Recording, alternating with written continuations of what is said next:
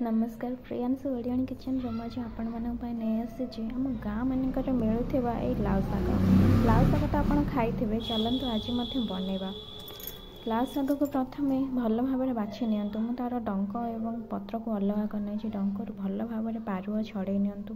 पारुआ छड़े सारापर एठार मसला प्रस्तुत करदे कि बादाम एवं रसुण सोरिष को नहीं जाइए सोरिष जीरा और सुखिला लंका नहीं पारती परिवा मुझे सारू आलू को एवं बैगण एवं सीम को काटिक नहीं जाइए भल भाव धोई नहीं जातु बनवा प्रस्तुति आरंभ करवा प्रथम मुझे चूल्ही रोषे कर चाहिए गैस रोषे करपारती प्रथम कढ़ा बसाई कढ़ा को गरम कर सोरिष तेल पकई कि फुटण पकई नि फुटण पकई सारापर धोईकी रखि सारू आलू को पकई दिंतु सारू आलू को भल भाव संतुली नि सारू आलू लाल अंश मरीगला आपड़ से काटिक रखि बैगण एवं कदली को पकई दिंतु बैगण कदली के टिके संतुली नियंतु बैगण कदली को भल भाव संतुली सारापर से डंक को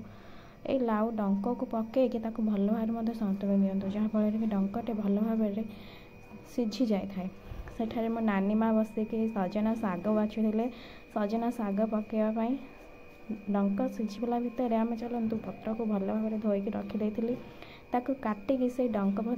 मध्य दे दिंतु जहाँफल कि शाग भल भाव सीझी जाए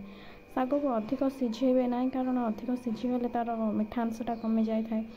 शाग को डंक मध्य भल भाव सीझे नि स्वाद अनुसार आप लुण पकई नि लुण को पकई सारी भल भाव घोड़े नियंतु किछि समय गलापर आम जो मसला प्रस्तुत कर रखी से मसला को दे दिंतु शाग मान शाग सब रोषे मानक मसला पछरे ही पड़ी था आगे मसला कषा जाए न था मसला पकई दिंतु मसला किसी समय भल भाव फुटीगला बाछी रखि सजना शाग को पकई दिंतु अन्य एक पात्र को काढ़ी नियंतु मो लाउ शाग रेसिपी आपको केमिति लागला।